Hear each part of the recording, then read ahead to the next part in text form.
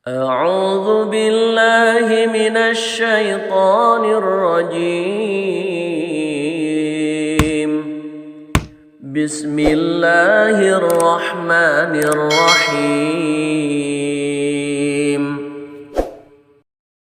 Assalamualaikum warahmatullahi wabarakatuh. Bismillahirrahmanirrahim. Innal hamdalillah nahmaduhu wa nasta'inuhu wa nastaghfiruh wa na'udzu billahi min syururi anfusina wa min sayyiati a'malina may yahdihillahu fala mudilla lahu. Kitab Matan Nabi Syuja'.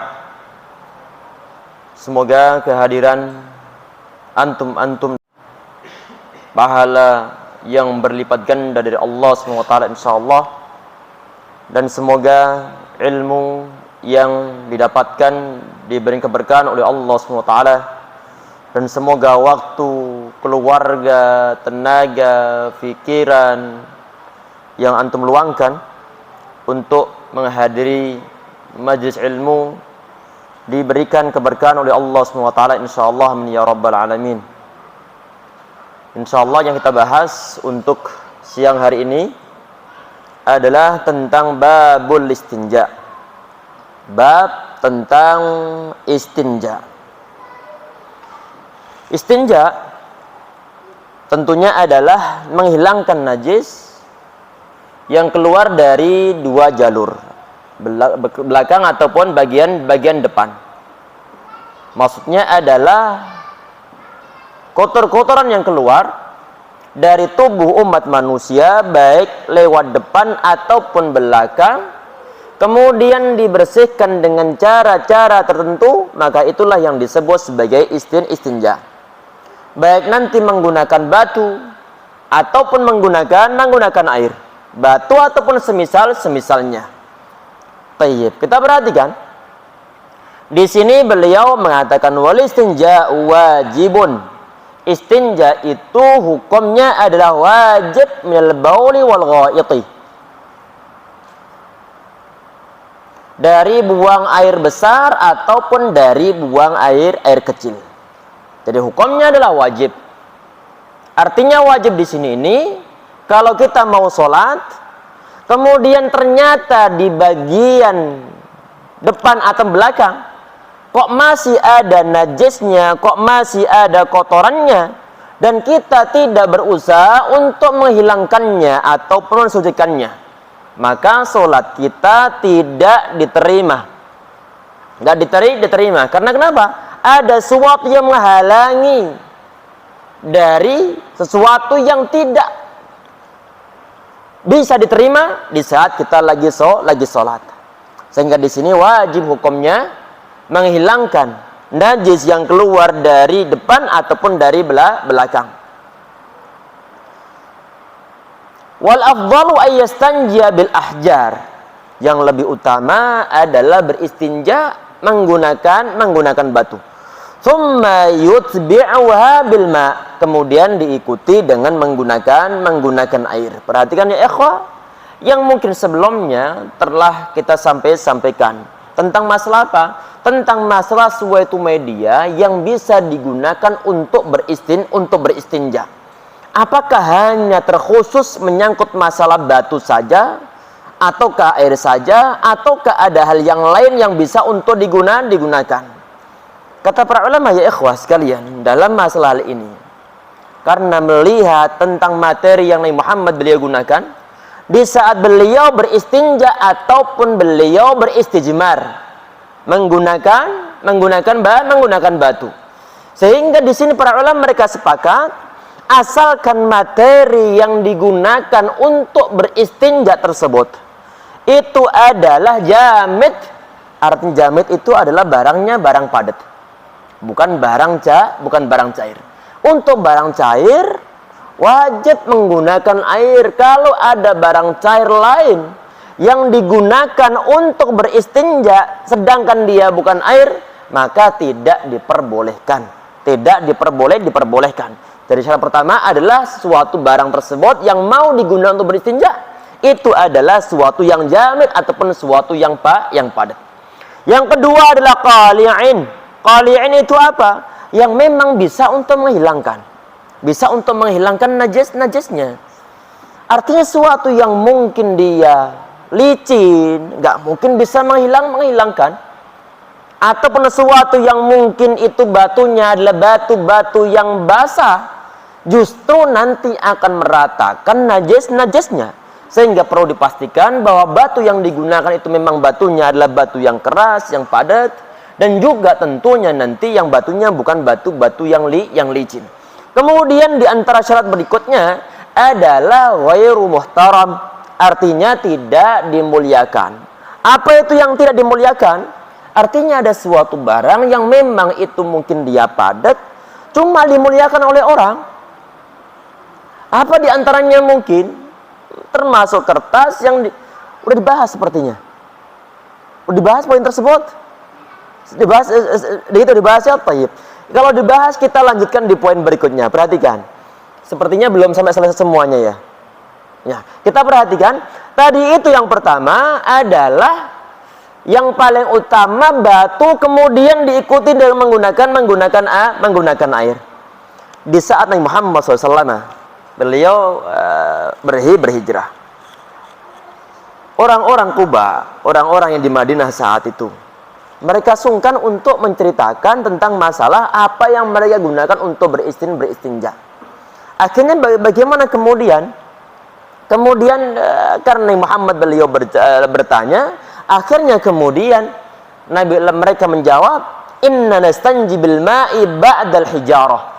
Sesungguhnya kami beristinja dengan menggunakan air setelah kami itu menggunakan batu.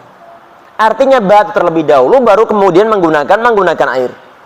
Artinya batu digunakan untuk menghilangkan materinya, menghilangkan bekas kotoran najisnya, sedangkan air digunakan untuk menghilangkan bau-baunya. Ini yang dilaksanakan oleh orang-orang Kuba ataupun orang-orang yang berada di sekitar Masjid Kuba saat itu. Kemudian Nabi Muhammad beliau mengatakan, innallaha qad radiya tahurakum ya ahla Kuba. Wahai ahli Kuba, sesungguhnya Allah Subhanahu wa taala itu telah meridhai suci kalian. Cara bersuci kalian diridhai oleh Allah Subhanahu wa taala. Cuma ini ya ikhwah, ini hadisnya kata sebagian di antara ulama, hadisnya adalah hadis yang lemah. Cuman dari segi maknanya, dari segi istinbat hukumnya, ulama sepakat ini. Kalau misalnya mau menggunakan batu kemudian diikuti air, maka niscaya lebih utama. Kemudian kita perhatikan di sini. Wa yajuzu, dan diperbolehkan, ayaqtasiru 'alal ma'i, diperbolehkan untuk hanya menggunakan air saja. Ini pun semua ulama mereka sepakat. Nabi Muhammad dalam sebuah hadis yang sahih, hadisnya dalam riwayat Al-Bukhari dan Muslim, berarti muttafaqun alaih. Nabi Muhammad SAW suatu saat beliau masuk kamar mandi, masuk khala ataupun masuk toilet. Kemudian sahabat Anas radhiyallahu anhu, beliau fa'ahmilu ana wa ghulamun idawat min ma wa anazah. Kata beliau, aku dan juga seorang gulam membawakan air untuk Nabi Muhammad SAW dan juga membawa tongkat untuk beliau. Disebutkan dalam hadisnya bahwa sahabat Anas beliau membawakan air. Dan tidak ada dalam riwayat tersebut Nabi Muhammad beliau minta untuk diambilkan batu. Berarti air yang dibawa oleh sahabat Anas ibn Malik itu yang digunakan Nabi Muhammad SAW untuk bersuci. Sehingga di sini ini pun terjadi suatu kesepakatan para ulama bahwa kalau misalnya bersuci menggunakan air saja maka sangat cukup, maka diperbolehkan. Kemudian au yaqtasir ala thalathati ahjar, ataupun menggunakan 3 buah batu yungki bihinnal mahalla, yang bisa membersihkan bagian tersebut atau membersihkan tempat-tempatnya, menggunakan air saja ataupun menggunakan 3 buah batu. Pertanyaannya begini, apakah memang harus 3 buah ataukah diperbolehkan 1 buah batu tetapi nanti yang digunakan adalah dari berbagai macam sisi Sisinya, ini ada perbedaan pendapat dari kalangan para ulama. Ada sebagian di antara pendapat yang mereka itu lebih cenderung melihat dari sisi jumlahnya. Karena Nabi Muhammad SAW suatu saat, di saat beliau itu bermusafir, sebagian di antara sahabat mengambilkan tiga barang keras ini. Yang dua diambil Nabi Muhammad SAW, kemudian yang satu dikembalikan lagi. Dibilang oleh Nabi Muhammad SAW bahwa hadar rikes, ini adalah najis. Sehingga untuk najis mungkin kenapa kok najis? Karena kemungkinan saat itu yang diambilkan kan dua batu sama satu barang yang padat saat itu. Kemungkinan itu adalah suatu kotoran hewan lain yang sudah mengeras. Sedangkan sahabat tersebut tidak bahwa yang dia ambilkan untuk Nabi Muhammad SAW itu adalah sesuatu yang najis. Oleh karena itu Nabi Muhammad SAW beliau mengembalikan sesuatu yang najis tersebut. Tayyib. Ini berarti ya ikhwas sekalian, sebagian dari riwayat bahwa Nabi Muhammad SAW itu beliau melarang kita, ini hadis yang sahih dalam riwayat sahabat Salman Al-Farisi radhiyallahu anhu, beliau bercerita bahwa kita ini dilarang untuk beristinja bi aqalla min salasati ahjar, dilarang untuk beristinja dengan menggunakan batu kurang dari tiga. Sehingga sebagian di antara ulama mereka mengatakan bahwa batu yang bisa digunakan untuk beristinja itu adalah tiga jumlahnya. Itu pendapat yang pertama. Pendapat yang kedua adalah satu batu pun sangat cukup kalau misalnya dalam batu tersebut ada beberapa sudut-sudutnya, sehingga setiap sudut dianggap sebagai satu buah batu. Sudut berikutnya dianggap sebagai batu yang kedua. Sudut berikutnya lagi dianggap batu yang ketiga. Ini untuk pendapat yang kedua, termasuk juga ada dalam mazhab Asy-Syafi'i. Termasuk ini yang dipilih ataupun yang difatwakan oleh Syekh Ibnu Utsaimin rahimahullah. Tayyib. Kemudian tadi ini ada kata-kata yungqi bihinnal mahal. Tadi tiga batu ataupun satu batu yang memiliki tiga sisi ataupun lebih. Yungqi bihinnal mahal. Batu tersebut bisa membersihkan, mensucikan tempat keluarnya najis. Artinya kalau misalnya batu tiga kok sampai belum bisa membersihkan, Allahu alam karena faktor apa? Dibahas oleh para ulama. Tiga batu tidak sampai bisa membersihkan, misalnya, maka perlu ditambah dengan usapan yang lainnya. Tak perlu nanti diusahakan dalam bilangan ganjil. Karena di suatu hadis yang sahih Nabi Muhammad beliau mengatakan, "Man istajmara falyutir." Hadisnya hadis sahih muttafaqun alaih. Barang siapa yang beristijmar, maka hendaklah dia buat ganjil. Artinya kalau misalnya tiga kok yakin belum bersih, silahkan untuk ditambah sampai bilangan 5. Kalau seandainya belum bersih sampai nanti bilangan 7. Insya Allah nanti akan bersih. Tayyib. Perhatikan ya ikhwah. Ini kemarin sudah dibahas juga tentang masalah mindil ataupun tentang masalah tisu yang basah. Tidak diperbolehkan digunakan untuk mensucikan ataupun untuk beristinja.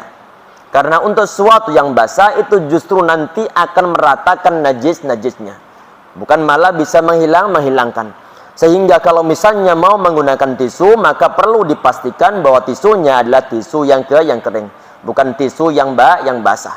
Jadi sesuatu yang muballal, sesuatu yang basah itu tidak diperbolehkan digunakan untuk mensucikan sesuatu, kecuali memang langsung menggunakan air. Kalau sesuatu yang lain sekedar mungkin basah-basah, maka tidak diperbolehkan digunakan untuk beristinja. Berarti nggak cukup. Kalau misalnya itu tisunya tisu basah, maka ta'ayyanul ma' kata para ulama, maka harus menggunakan air. Tayyib. Kemudian di poin berikutnya, فَإِذَا أَرَادَ الْإِقْتِصَارَ عَلَى أَحَدِهِمَا فَالْمَاءُ أَفْضَلُ. kalau misalnya ingin menggunakan salah satunya. Kalau menggunakan dua-duanya tadi dibilang bahwa itu lebih utama. Kalau misalnya kita disuruh milih ini ente mau apa? Mau menggunakan air kah ataupun mau menggunakan batu? Maka di sini jawab, maka fal ma'u afdal. Maka tentunya menggunakan air itu lebih utama.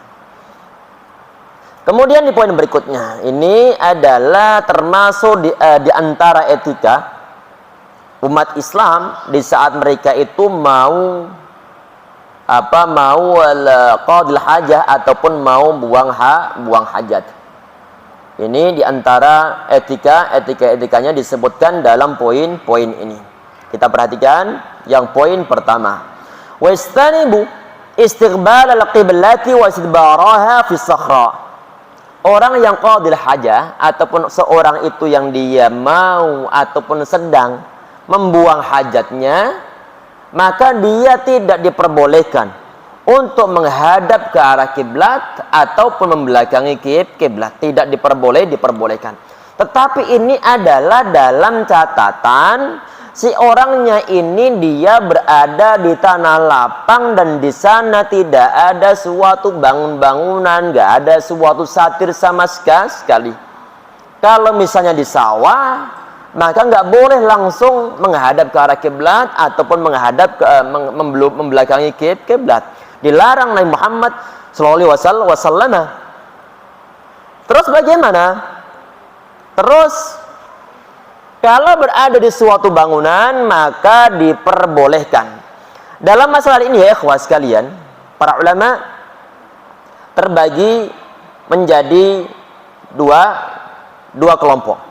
Dalam masalah apa? Dalam masalah membelakangi ataupun memunggungi kiblat. Untuk orang yang berada di padang ataupun berada di tanah lapang maksudnya, berada di tanah lapang, maka nggak boleh menghadap ke arah kiblat ataupun membelakanginya. Karena Nabi Muhammad beliau mengatakan, "Idza ataitumul ghaita," kalau salah seorang di antara kalian itu buang hajat, fala tastaqbilul qiblata wala tastadbiruha, maka kalian jangan menghadap ke arah kiblat dan juga jangan memungungi kiblat. Hadisnya hadis yang sahih muttafaqun alaih. Berarti larangannya cukup jelas. Tapi ini adalah terikat tentang masalah kalau orang tersebut dia berada di suatu tempat yang terbuka. Sehingga di sini berdasarkan hadis tersebut maka tidak diperbolehkan. Loh, kenapa kok diberikan penjelasan tentang itu suasananya adalah di tempat yang terbuka? Karena kenapa? Karena memang ada sebagian di antara riwayat yang lainnya.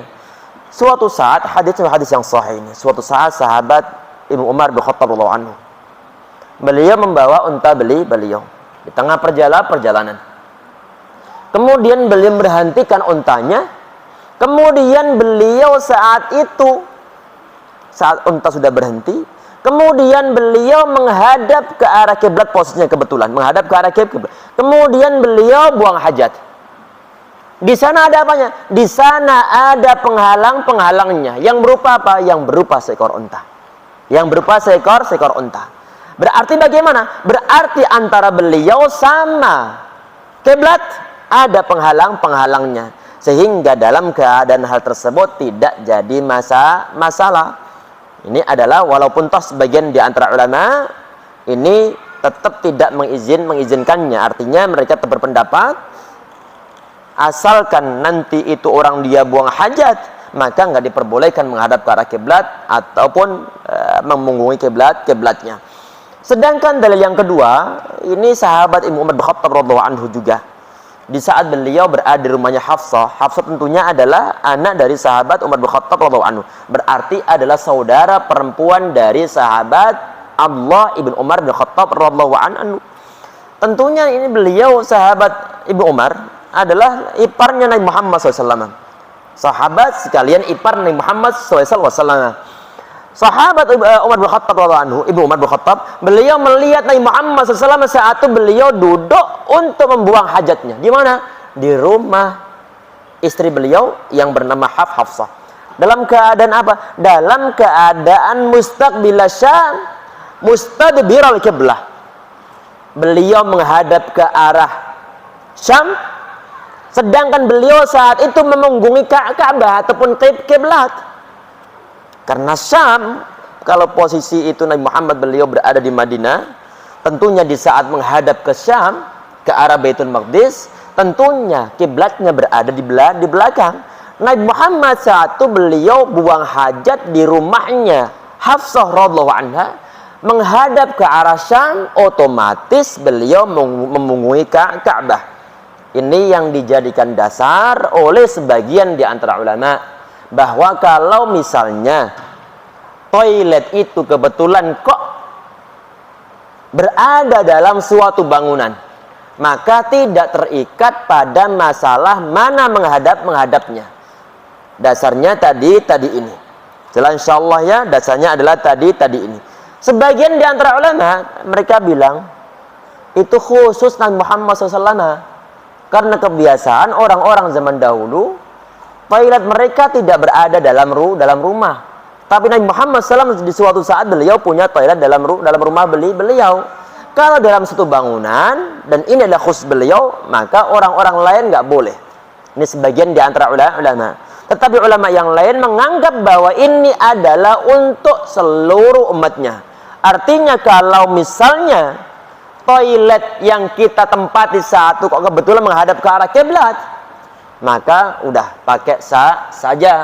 Walaupun toh kasusnya lain, kalau misalnya kita baru bangun suatu rumah ataupun membuat desain gambar suatu bangunan yang di sana ada toiletnya, maka usahakan jangan dihadapkan ke arah kiblat.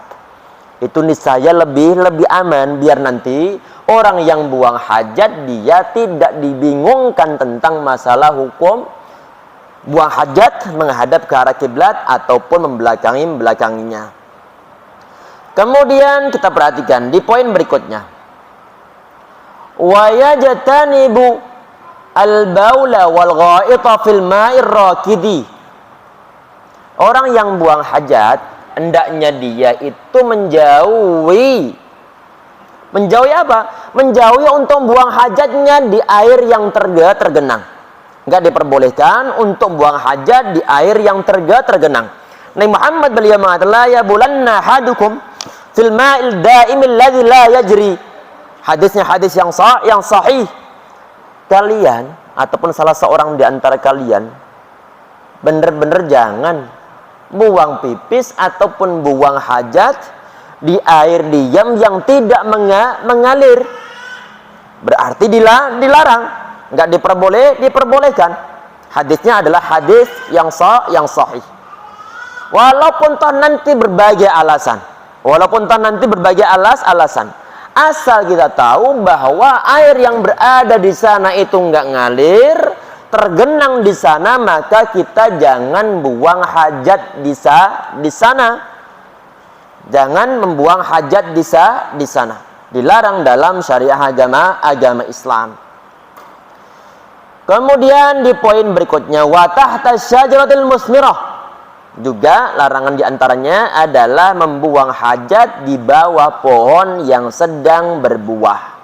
Enggak diperbolehkan.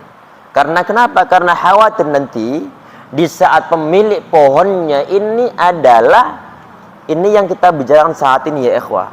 Ini adalah pohon-pohon yang berbuah dan di sana itu masuk dalam kategori mubah. Artinya bagaimana? Ini misalnya pohon nggak ada pemiliknya, berarti pohon-pohon liar. Baru kemudian kita bicara tentang masalah hukum ini. Untuk suatu pohon yang memang itu adalah miliknya orang lain, jelas haram hukumnya. Karena kenapa? Jelas nanti di situ akan ada orang pemiliknya untuk mengambil buah-buahnya. Berarti kesalahannya ataupun dosanya ataupun larangannya berarti lebih berat lagi. Karena kenapa? Karena menyangkut masalah pohon yang dimiliki oleh orang lain. Tahu-tahu kemudian sebagian di antara orang buang hajat di sana. Itu satu poin. Poin yang berikutnya adalah misalnya pohon yang berbuah tersebut, dia itu jatuh, kebetulan tertimpa kotorannya, tentunya najis, akan najis. Dan gak semua orang dia mau untuk mencuci buah yang terkena kotoran umat manusia. Walaupun toh mungkin aslinya buahnya ini ada kulit-kulitnya, kemudian dikupas, tetap rata-rata umat manusia jelasnya nggak akan mau. Dan nanti ya ikhwah sekalian, tentunya di saat ada orang mau mengambil buah tersebut dan di bawahnya ada kotoran, maka dimungkinkan nanti akan terkena kotoran tersebut, sehingga nggak diperbolehkan. Ini adalah ijma' para ulama. Kemudian wa fit tariqi, termasuk nggak boleh untuk buang air di tengah jalan. Nggak boleh untuk buang air tengah jalan, baik air besar atau BAB ataupun BAK. Berarti kalau misalnya ada anak-anak kecil usia 10 tahun lagi main-main sama temennya, berarti seperti di sebagian di antara kampung-kampung zaman-zaman kita dahulu, main-main sama temennya, kemudian dia berdiri, kemudian buang pipis di tengah-tengah jalan. Saat zaman-zaman dahulu, berarti nggak diperbolehkan. Termasuk adalah wadzilli, termasuk tempat yang digunakan untuk berteduh orang. Nggak boleh juga digunakan untuk buang hajat di sana. Lagi-lagi yang kita bicarakan saat ini adalah untuk tempat-tempat yang memang itu adalah mubah, yang tidak dimiliki oleh individu, nggak dimiliki oleh orang. Berarti tempatnya ada tempat yang bebas. Maka nggak diperbolehkan jelas di situ diberikan tempat tongkrongan, diberikan ada pohon di atasnya, ada mungkin tenda di atasnya. Artinya tempat tersebut digunakan orang untuk berteduh atau mungkin hal-hal Maka bagaimana hukumnya kalau buang hajat di sana? Sangat tidak diperbolehkan. Hukumnya adalah haram. Nabi Muhammad beliau mengatakan, "Taqul la'anain alladhi yatakhalla fi tariqin nas aw fi dhillihim." Takutlah kalian pada orang-orang yang melaknati, melaknati. Apa itu? Atau orang-orang yang dilaknati ini. Apa itu? Yaitu orang yang membuang hajatnya di tengah jalan ataupun tempat berteduh umat manusia. Ini pun hadisnya adalah hadis yang sahih dalam riwayat Muslim. Kemudian lagi adalah etikanya wasuqbi. Nggak boleh untuk buang hajat di suatu lubang. Ini adalah misalnya di sawah ataupun mungkin tempat-tempat terbuka, kemudian di sana ada lubang, mungkin lubangnya ini ada lubang seekor hewan, binatang-binatang ada di sana, nggak diperbolehkan kemudian buang hajat di sana. Karena kenapa? Karena dimungkinkan di sana kalau seandainya ada hewan ataupun makhluk yang lemah, niscaya nanti akan tersakiti. Kalau seandainya nanti di sana ada makhluk, mungkin hewan ataupun yang lain sebagainya, yang lebih kuat, tentunya dia akan melawan. Melawannya bagaimana? Saat dia buang hajat, langsung tahu-tahu nyapit ke atas. Tahu?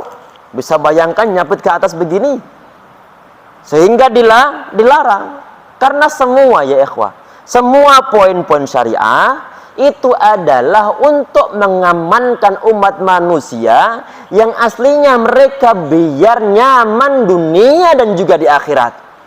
Syariat membawa suatu kemaslahatan sampai hal-hal yang mungkin yang model-model begini ternyata dibahas dalam syariat agama Islam, disampaikan oleh Nabi Muhammad SAW, dan itu adalah merupakan suatu bentuk kecintaan beliau. Dalam suatu hadis Nabi Muhammad SAW diceritakan di sana, naha yubala fil juhri. Hadisnya adalah hadis yang sahih. Sebagian di antara ulama hasankan hadis ini, yaitu Syekh Albani rahimahullah.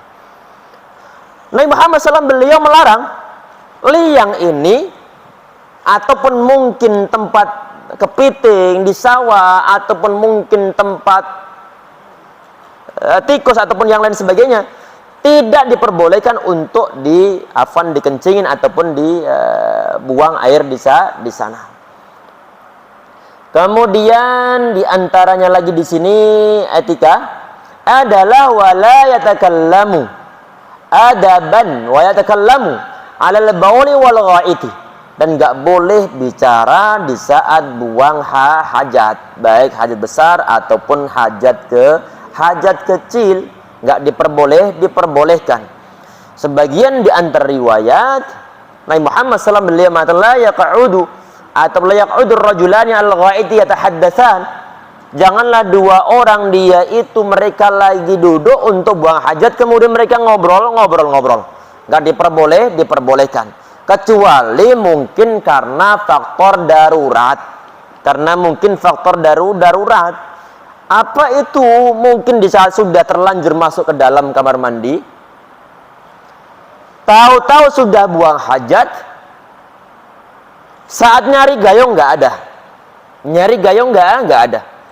Kebetulan saat itu toiletnya connect bagian atasnya, berarti nggak ada atapnya. Kebetulan yang di samping situ adalah sahabat antum.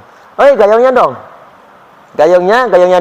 Apakah diperbolehkan? Sangat diperbolehkan. Karena kenapa? Karena faktor darurat, karena faktor hajat. Mau keluar, mau mencari ruang yang lainnya, khawatir nanti ini pakaian terkena najis. Karena sudah buang air ke besar, sudah buang air ke air kecil. Sehingga bagaimana? Terpaksa dia ngomong. Akhirnya dia minta tolong kepada sahabatnya yang di samping untuk mengambilkan gayung-gayungnya. Kalau urusan menyangkut masalah bicara biasa, dilarang dalam syariah di saat kita itu lagi buang hajat, otomatis lebih-lebih lagi kalau misalnya menyebutkan nama Allah SWT di sana. Sehingga jangan ataupun tidak diperbolehkan. Kadang-kadang anak-anak kita karena mungkin faktor apa, di saat mereka main nggak mau untuk ngaji, saat masuk kamar mandi tahu-tahu kemudian dia ngaji. Kan aneh anak-anak kita, aneh mereka, sehingga perlu untuk diingatkan. Untuk hal yang biasa nggak diperbolehkan, apalagi kalau menyangkut nama Allah Subhanahu wa Ta'ala yang jelas nggak diperbolehkan disebutkan di dalam kamar mandi karena bukan tempatnya. Kemudian di poin berikutnya kita perhatikan, wala yastaqbilu syamsa wal qamara wala yastadbirahuma atau wala yastadbiruhuma. Enggak diperbolehkan pula menghadap matahari dan juga bulan ataupun membelakangi mereka. Ya ikhwas sekalian, ini poin ini. Apakah ini kesepakatan ulama-ulama dalam mazhab Asy-Syafi'i sendiri? Dalam mazhab Asy-Syafi'i sendiri. Al-Imam An-Nawawi rahimahullah beliau mengatakan dalilu hadza dha'ifun bal batilun. Dalil dari larangan untuk menghadap ke arah bulan, menghadap ke arah matahari atau membelakanginya, itu dalilnya adalah dalil yang batil. Artinya enggak sahih hadisnya. Menurut siapa? Menurut Al-Imam An-Nawawi rahimahullah dalam Syarah Al-Wasit, termasuk juga dalam Syarah Al-Muhadzab. Kata beliau, walihada, oleh karena itu lam yadhkuruhul musannif rahimahullah wala katsirun. Ini musannif kitab yang beliau syarahi satu. Oleh karena itu banyak ataupun tidak banyak para ulama yang menyebutkan untuk poin-poin ini. Untuk menyebutkan poin-poin ini. Artinya tidak dimasukkan dalam kategori larangan di saat dalam buang hajat. Wala Syafi'i, kata Al-Imam An-Nawawi rahimahullah. Hatta Imam Asy-Syafi'i rahimahullah, beliau tidak menyebutkan poin tentang larangan menghadap ke arah matahari atau menghadap ke arah bulan. Wa hadza huwal mukhtar, kata beliau. Ini kaul yang dipilih dari segi apa? Tidak ada suatu kemekruhan. Tayyib. Ya ikhwas sekalian, ya insyaallah dirahmati oleh Allah Subhanahu wa taala. Kemudian di poin berikutnya, nawaqidul wudu. Bab ataupun hal-hal yang membatalkan wudu. Nanti kalau ada poin-poin yang lain yang mungkin akan ditanyakan, nanti insyaallah dikumpulkan di akhir, mungkin sekitar 1/4 jam sebelum habis waktunya insyaallah.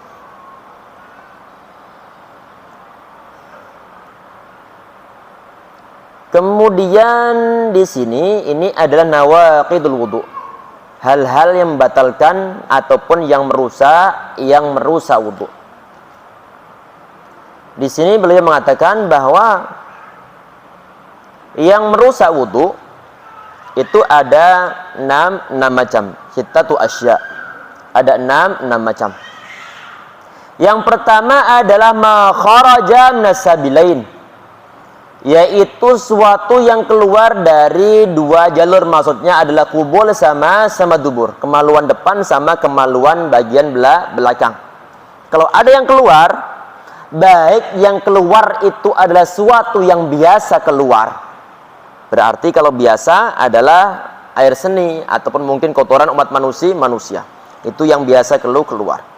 Kalau misalnya ada orang yang dia buang, ada orang yang dia tahu-tahu mengeluarkan mungkin berupa kayu yang keluar lewat belakang ataupun lewat depan, maka bagaimana? Maka batal wudunya.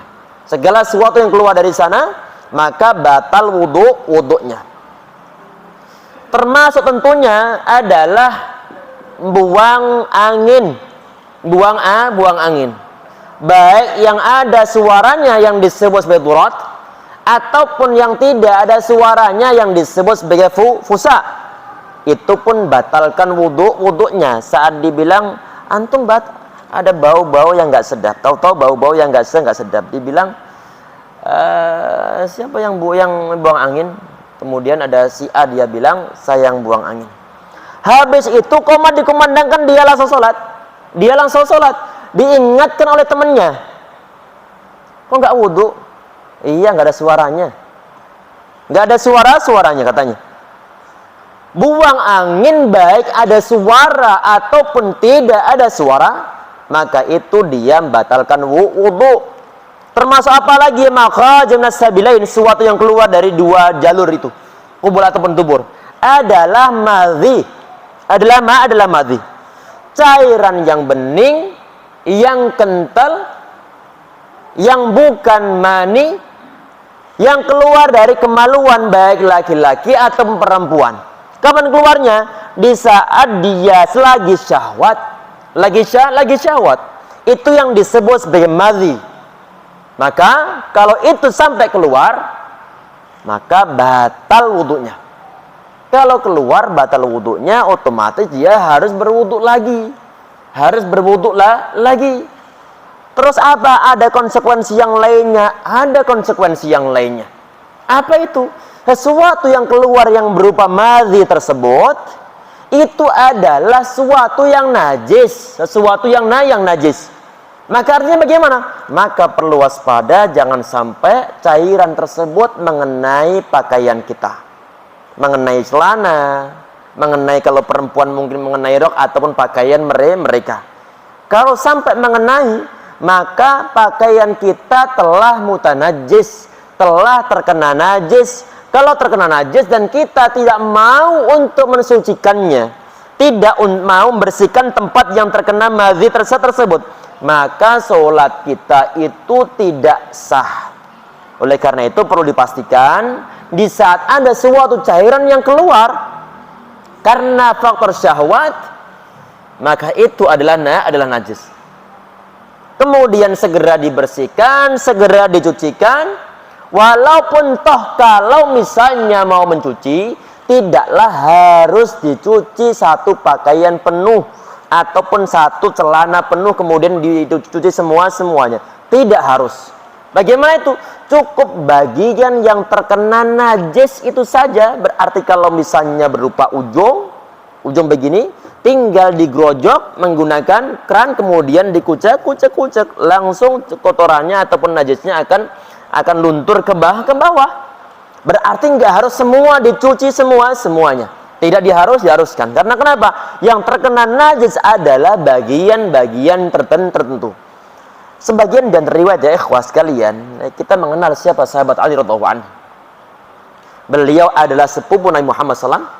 Di satu sisi beliau adalah menantu dari Nabi Muhammad SAW. Menantu sekaligus sepupu Nabi Muhammad SAW. Kata beliau, kuntu rajulan madza. Aku itu adalah seorang laki-laki yang banyak keluar madhi. Ini kalau nanya langsung kepada Nabi Muhammad malu. Karena kenapa? Karena yang membuat sahabat Ali sampai keluar madhi kemungkinan adalah karena faktor Fatimah. Istri beliau. Siapa Fatimah? anak Nabi Muhammad SAW. Sehingga Ali radhiyallahu anhu beliau sungkan, malu terhadap Nabi Muhammad SAW. Oleh karena bagaimana? Beliau minta kepada salah seorang di antara sahabat untuk nanya tentang masalah hal tersebut. Oleh Nabi Muhammad SAW beliau disuruh untuk membersihkan tempat yang keluar. Kemudian beliau disuruh untuk berwudu. Waghsil dzakarak. Tawaddu waghsil dzakarak. Tentunya kalau diurutkan adalah waghsil dzakarak wa tawaddu. Cucilah zakarmu, kemudian engkau berwudulah. Kenapa kok dicuci? Kenapa kok perlu disucikan? Karena memang madhi itu adalah suatu yang najis, sehingga jangan sampai mengenai pakaian, kemudian pakaiannya kita gunakan untuk sholat tanpa dicucikan terlebih dahulu, maka tidak diperbolehkan. Ini semua ulama sepakat bahwa madhi adalah hukumnya najis. Kalau mani enggak najis. Kalau mani enggak najis. Artinya bagaimana kalau misalnya sekedar permisalan. Ada orang pakaian terkena mani. Apakah hukumnya wajib hukumnya untuk disucikan? Tidak wajib hukumnya untuk disucikan. Asalkan yakin bahwa cairan tersebut itu adalah mani. Enggak wajib untuk dicuci, enggak wajib untuk sucikan. Karena sebagian dan riwayat Aisyah anha, beliau itu ngerek itu apa? Ngerok. Kalau ngerek jangkrik. Ngerok, afwan, maninya Nabi Muhammad SAW di saat mengering. Artinya kalau misalnya mani itu dianggap najis, maka nggak cukup sekedar dikerok, Tapi buktinya Aisyah radhiyallahu anha beliau ngerok mani tersebut dan pakaiannya digunakan Nabi Muhammad untuk sholat. Sehingga disimpulkan mani itu nggak najis. Kalau seandainya mani najis, maka di saat antum berjabatan tangan dengan sahabat antum perlu untuk cuci tangan terlebih dahulu. Karena kenapa? Ana najis seandainya. Karena manusia terbuat dari mani. Sebagaimana misalnya anjing, dia najis, terbuat dari sesuatu yang najis. Kemudian di saat dia besar juga najis. Kalau mani itu najis, otomatis kalau misalnya kita bersentuhan dengan orang lain, maka perlu kita untuk cuci tangan terlebih dahulu. Dan ini tidak diambil sama sekali oleh para ulama pendapat tersebut. Sehingga para ulama mengatakan untuk madhi najis, untuk mani tidak najis. Apakah ada hal yang lainnya yang dimungkinkan untuk keluar? Iya. Apa itu? Wadi. Yaitu wadi. Gak jauh beda dengan madhi tadi itu. Cuma untuk yang wadi ini agak cair sedikit daripada madhi. Kalau madhi kental. Kalau yang wadi ini agak cair sedikit walaupun toh sama-sama, kadang-kadang sama-sama berwarna agak bening. Cuman ini keluar adalah di saat orang itu dia dalam kondisi capek, dalam kondisi letih, di saat dia mungkin ngangkat beban berat, ataupun di saat dia dalam kondisi sakit, ataupun yang kadang-kadang keluar setelah kita buang air kecil. Kadang-kadang ada cairan yang agak mungkin netes dan nggak ada syahwat saat itu, maka kemungkinan itu adalah wadi. Dan ini pun para ulama sepakat bahwa wadi itu pun najis hukumnya. Najis hukumnya. Sehingga perlu untuk disucikan. Termasuk diantaranya adalah darah yang keluar dari seorang perempuan. Itu pun najis di masa-masa haid mereka ataupun di masa-masa istihadah mereka. Maka itu pun najis hukumnya, dan perlu untuk dicek terlebih dahulu pakaian yang mau mereka pakai untuk sholat, apakah di sana ada bercak darahnya ataukah tidak. Kemudian wan naumu ala ghairi hayatil mutamakkini, tidur tidak dalam keadaan duduk yang tetap. Ini maksudnya bagaimana? Kalau misalnya, ini tentunya ada perbedaan pendapat dari kalangan para ulama menyangkut masalah tidur ini sendiri. Kalau dalam mazhab Asy-Syafi'i, kalau misalnya ada orang tidur nih sambil dalam keadaan duduk, mantep begini, nggak geser-geser kanan kiri. Paham? Maka itu tidak membatalkan wudhu dalam mazhab Asy-Syafi'i. Saat dibilang kalau misalnya ada orang yang dia itu tidurnya mungkin sekali-kali begini, mau roboh kanan ataupun kiri, maka bagaimana? Batal wudhunya, berarti itu adalah dia tidurnya tidak dalam keadaan mutamakkin, tidak dalam keadaan yang mantep, yang berdiri tegak. Kenapa kok batal? Karena dimungkinkan ada sesuatu yang keluar tanpa disadari oleh orang-orang ini.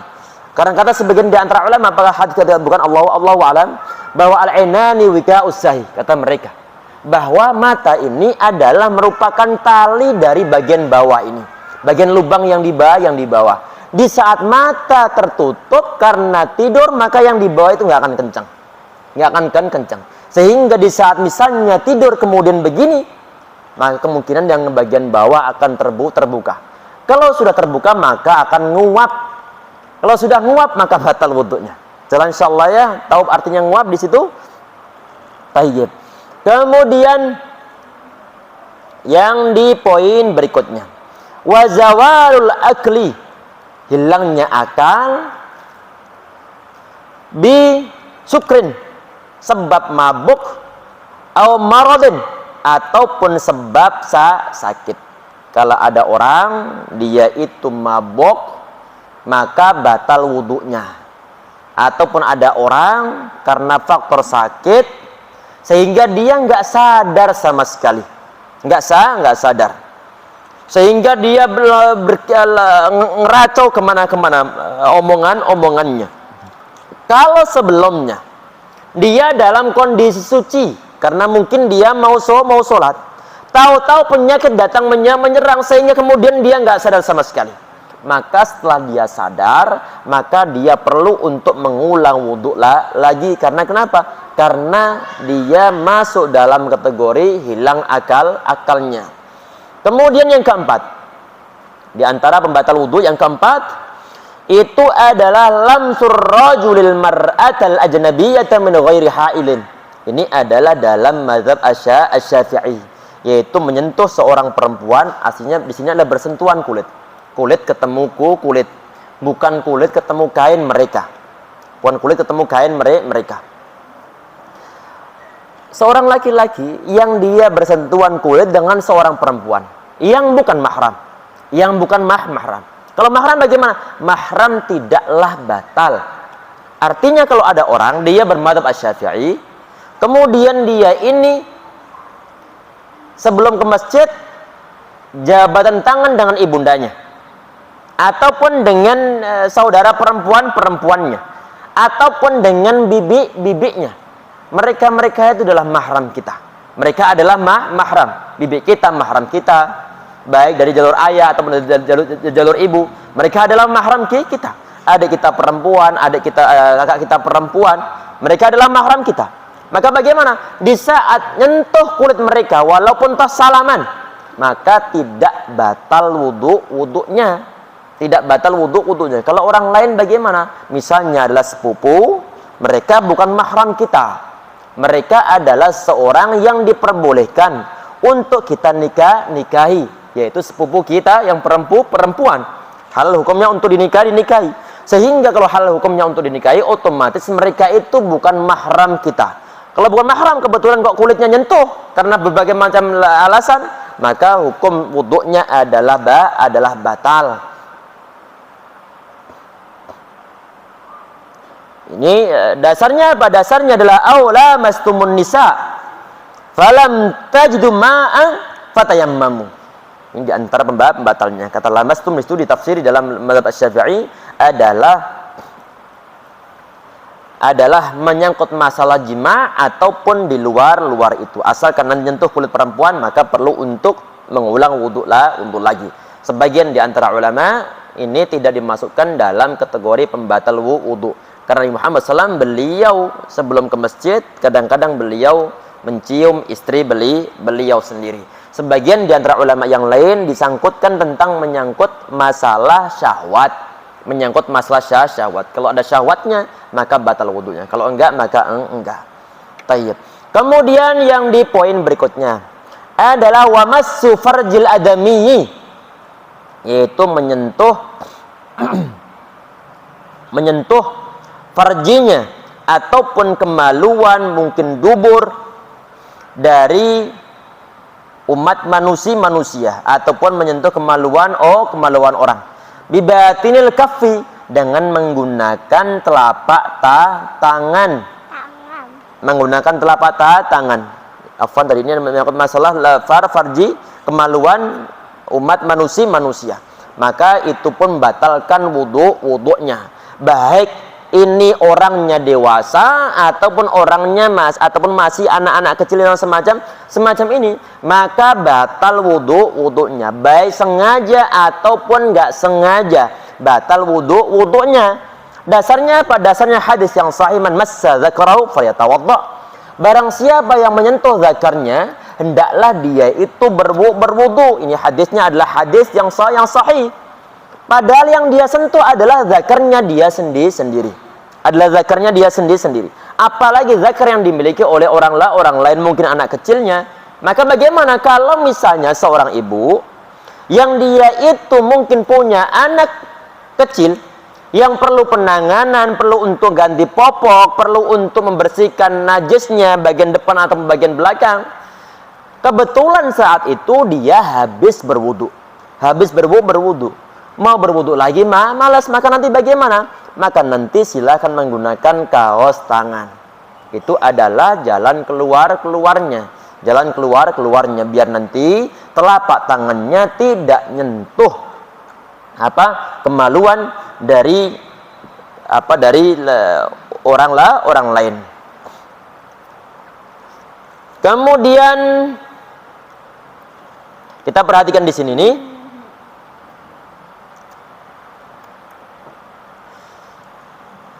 ini ada kata-kata bibatinil kaffi. Artinya adalah menggunakan telapak tangan. Artinya kalau tidak menggunakan telapak tangan, menggunakan bagian punggung tangan, maka tidak batalkan wudunya. Nabi Muhammad beliau mengatakan, idza afdha ahadukum biyadihi ila farjihi. Kalau salah seorang di antara kalian itu kalian berifdha. Ifdha itu apa? Nyentuh sesuatu menggunakan telapak tangan disebut sebagai ifdha. Wa laisa bainaha wa bainahu atau wa laisa bainahuma sitrun wala hijab. Antara tangan kita sama bagian farjinya tidak ada penutup-penutupnya. Falyatawadda, maka hendaklah dia berwudu. Artinya kalau nyentuhnya bukan menggunakan telapak tangan, maka tidak batalkan wudu. Artinya begini ya ikhwah, kalau misalnya benar-benar malas untuk berwudu lagi, sedangkan anak perlu untuk dicebokin, kita malas untuk berwudu dan mau mencari kaos tangan entah di mana, maka bagaimana? Silahkan menggunakan punggung telapak tangan dengan cara begini, walaupun toh aneh, tapi yakinkan nanti bahwa tempatnya benar-benar bersih. Apakah dimungkinkan bersih? Sangat dimungkinkan bersih. Tahu bersih dari mana? Ini dibahas oleh para ulama ya ikhlas sekali. Ulama. Kita mengetahui tempat kotoran itu bersih kalau itu adalah kaum laki-laki, maka nanti dari licinnya. Licinnya tempat yang kita, kalau sudah nggak ada kasar-kasar lagi, berarti itu sudah bersih dari kotoran, baik kotoran depan ataupun kotoran belakang. Untuk yang perempuan kebalikannya. Justru kalau licin itu yang dalam kondisi masih kotor. Jelas insyaallah ya, dalam kondisi masih kotor. Baik. Kemudian kita perhatikan yang keenam, wa massu halqati duburihi alal jadid. Ini menyentuh halqat dubur. Dubur kan ada, ataupun kemaluan bagian belakang kan ada lingkarannya ini. Ini yang disebut sebagai halqah, halqah. Bagian talinya ini loh, tali kantongnya ini. Bagian tali kantongnya. Ini disebut sebagai halqah. Itu pun nanti bisa membatalkan wudu. menurut qaul jadid Imam Asy-Syafi'i rahimahullah. Artinya kalau menurut pendapat Imam Asy-Syafi'i rahimahullah, fatwa beliau yang pertama itu tidak membatalkan wudu. Artinya di sini dalam poin terakhir ini ada perbedaan pendapat dari kalangan mazhab Asy-Syafi'i itu sendiri-sendiri. Kemudian di poin berikutnya, mujibatul ghusli, hal-hal yang mengharuskan mandi. Maksudnya adalah mandi wajib di sini. Untuk orang tua yang mereka punya anak-anak usia sudah dekat dengan masa-masa balik. Untuk yang perempuan mungkin sekitar 9 tahun hijriyah. Sudah dekat-dekat dengan masa haid mereka. Untuk yang laki-laki mungkin usia 11 tahun, usia 10 tahun, menginjak 11 atau menginjak 12. Ada kewajiban orang tua untuk mengenalkan hal-hal ini kepada anak-anak mereka. Karena kenapa? Karena mereka perlu dipersiapkan untuk menghadapi suatu masa yang mana mereka itu nanti sudah beda level. Dari segi apa? Dari segi pelaksanaan suatu syariah. Sudah mulai dikenal tentang kewajiban-kewajiban agama, termasuk nutup aurat, termasuk bagaimanakah cara untuk mandi wajib, ataupun nanti perlu diberikan suatu peringatan, nak, nanti engkau di dalam masa-masa dekat ini akan balik, akan datang bulan untuk yang perempuan. Yang laki-laki akan mimpi basah. Kalau nanti mimpi basah, tahu-tahu bangun tidur kok celananya basah dan baunya bau yang aneh, yang belum pernah dicium oleh si anak ini. Dan kita mengetahui bagaimana baunya, sedang anak belum mengetahuinya. Kalau nanti ada basah-basah, nak, bilang. Dan jangan sampai lupa, nanti perlu hukumnya untuk mandi wajib.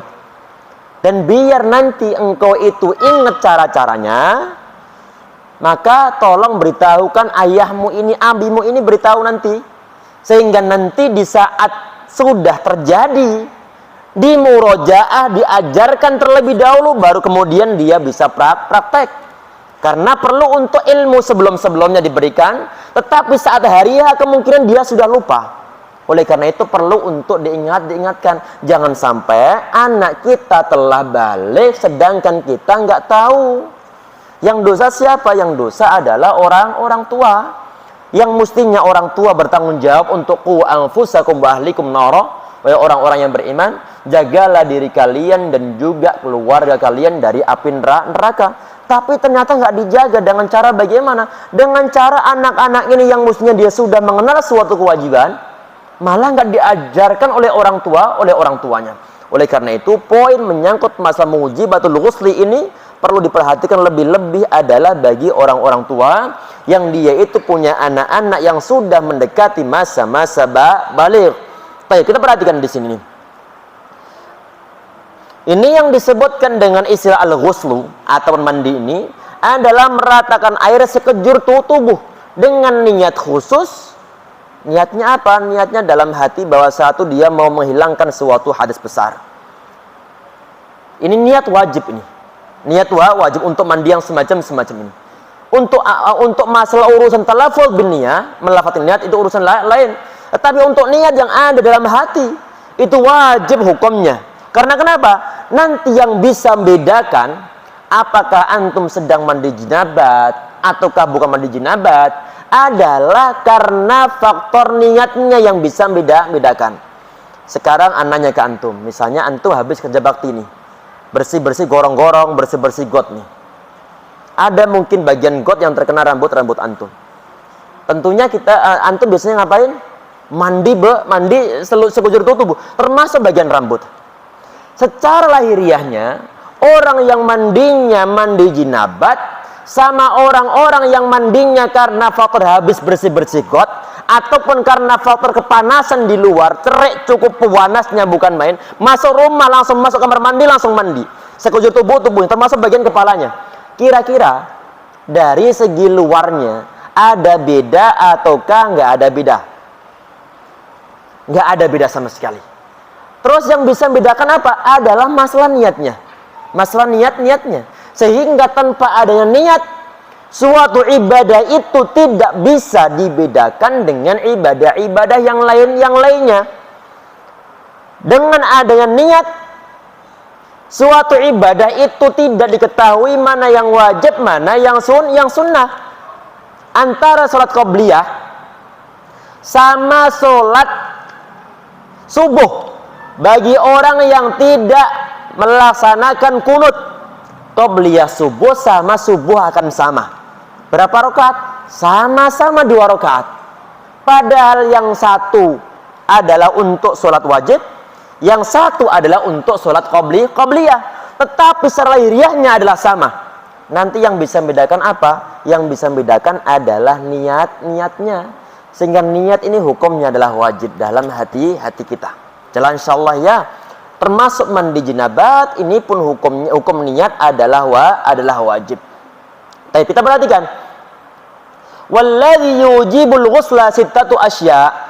Yang mewajibkan mandi itu ada 6 macam. Ada 6 macam. Salasatun tashtariku fiyar rijal wan nisa. 3 hal ini nanti sama antara laki-laki perempuan.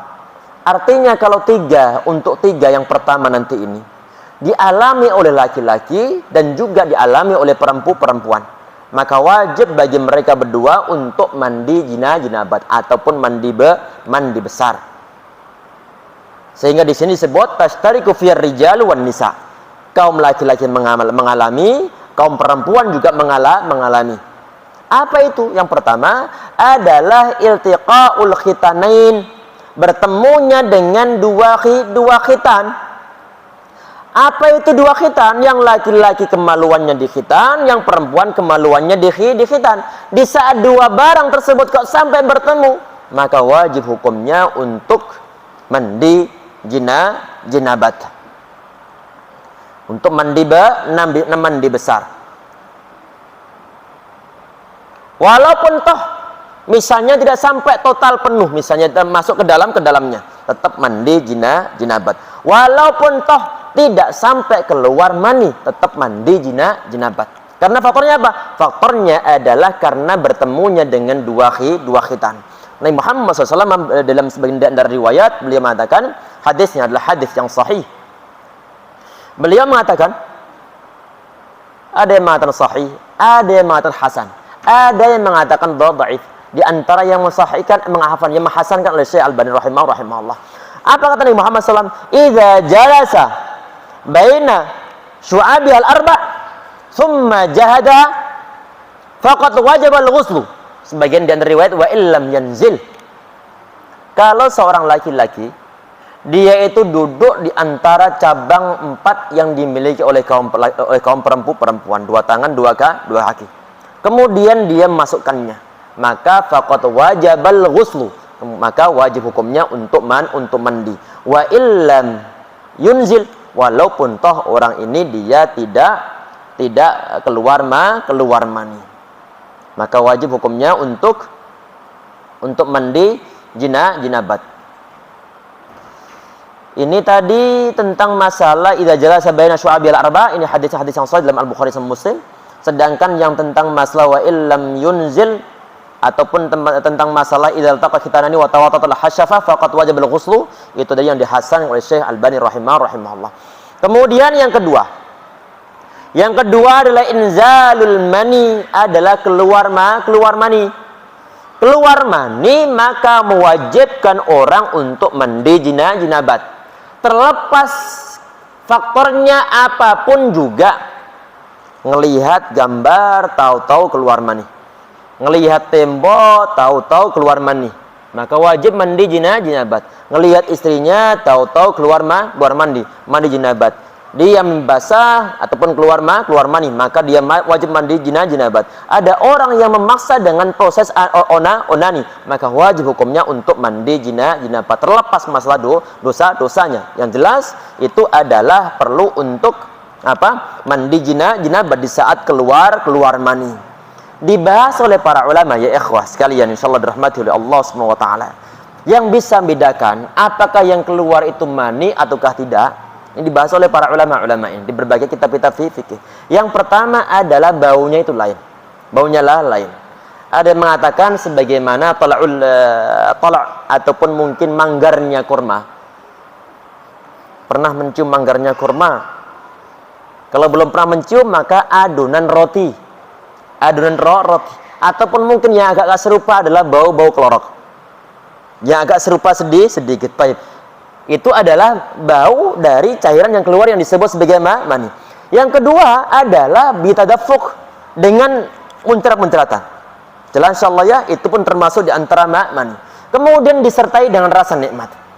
Disertai dengan rasa nikmat. Habis keluar kemudian lemas.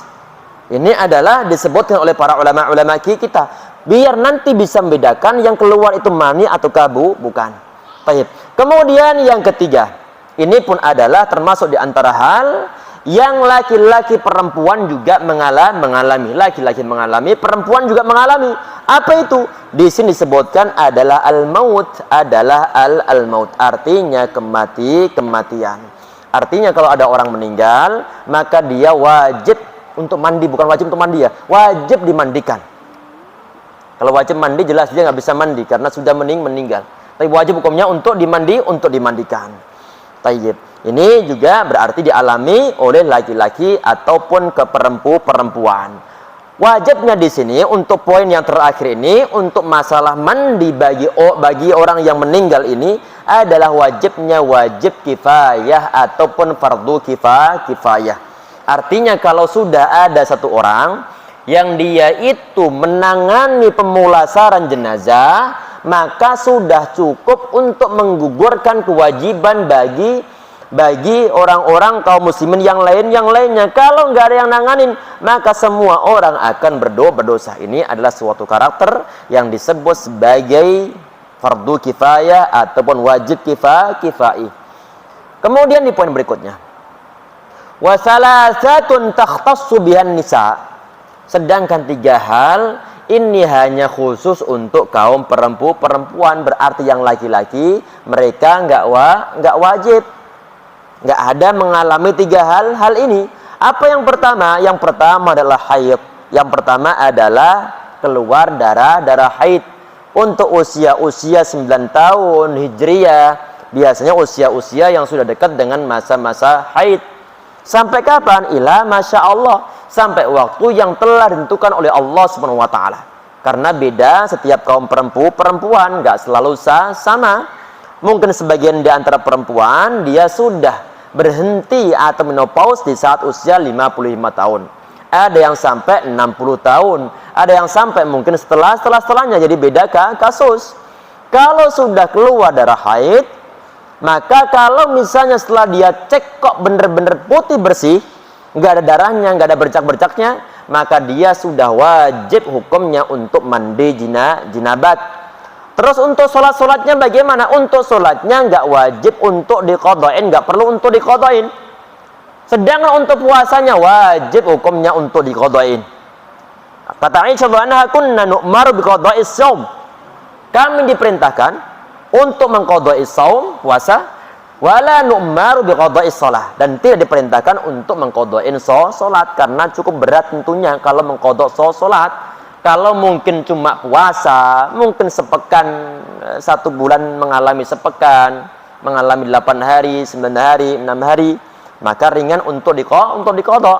Berarti ini kewajiban untuk mengqadha' puasa dan tidak ada kewajiban untuk mengqadha' salat adalah bentuk kasih sayang Allah terhadap kaum wanita. Nanti untuk menyangkut masalah haid akan ada bab tersendiri dalam kitab fikih ataupun termasuk di antara kitab yang kita bahas saat ini. Kemudian yang nomor 6, yang nomor 5 adalah wan nifas. Adalah nifas, darah yang keluar yang mengiringi orang habis melahirkan. Itu adalah darah nifas. Sebagian di antara ulama memasukkan darah-darah yang keluar berbarengan dengan bayi yang keluar, itu pun darah nifas. Ada sebagian di antara ulama memasukkan darah-darah yang keluar sebelum melahirkan dimasukkan dalam kategori darah nifas. Tetapi di situ ada perbedaan pendapat dari kalangan para ulama. Intinya kalau misalnya darahnya itu adalah di sekitar ataupun di sekitar peristiwa terjadinya suatu kelahiran, maka itulah yang disebut sebagai darah nifas. Tayyib. Kemudian yang ke-6, Ini adalah darah wiladah. Tadi itu untuk darah nifas, tadi itu khusus di saat lagi kelahiran. Kemudian di sini ini adalah dari pasca kelahiran, di sini adalah di saat orang lagi melahirkan. Nanti insya Allah perbedaan nifas sama wiladah nanti insya Allah akan kita sampaikan ataupun dibahas, akan ada pembahasan secara khusus. Kemudian yang poin berikutnya, faslun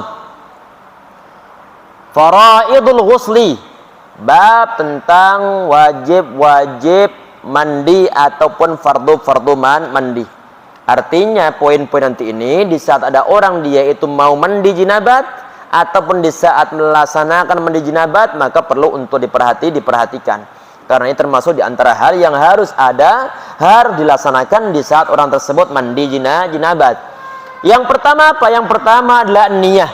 Yang pertama adalah niat, harus disertai dengan niat. Tadi itu sudah kita bahas. Untuk menyangkut talafuz bin niat, melafadzkan niat, ada pembahasan tersendiri, bukan yang kita bahas saat ini adalah khusus niat yang berada dalam hati.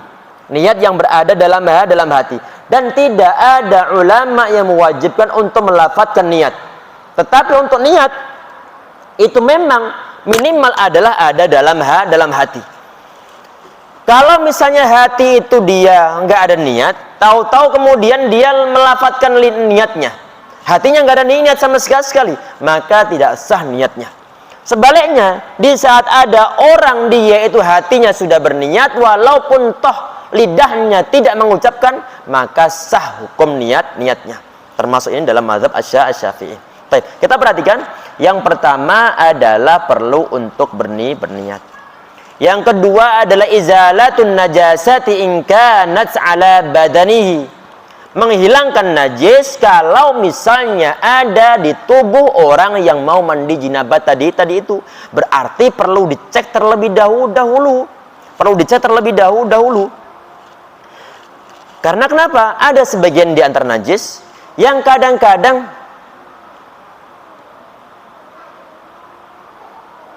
azan? Bukan? Kadang-kadang ada suatu najis yang kita itu nggak mengetahuinya.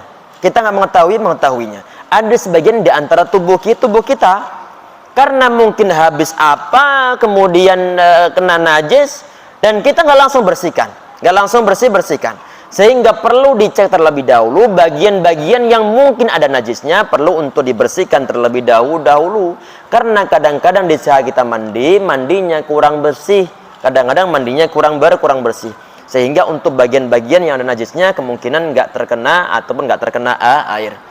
Kemudian yang ketiga adalah isalul ma ila jami'is sya'ri wa jami'il basyarati.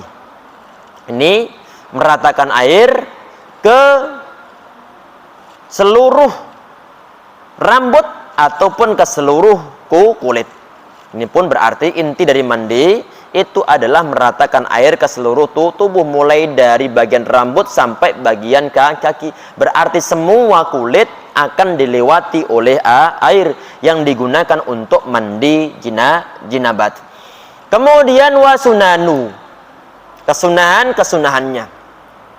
Khamsatu asya, kesunahannya di sini ada lima macam. Yang pertama adalah tasmiyah, berarti perlu untuk baca bismillah. Bismillah. Berhubung kita mandinya di luar, berhubung mandinya kita berada dalam kamar mandi, maka nanti baca bismillah adalah di saat di luar kamar mandi. Di luar kamar mandi. Hitung-hitung juga melaksanakan suatu kesunahan tentang masalah apa? Bahwa sitruma baina aurati bani Adam, kama qala sallallahu, bahwa penghalang antara auratnya manusia sama pandangan jin itu adalah bacaan bismillah.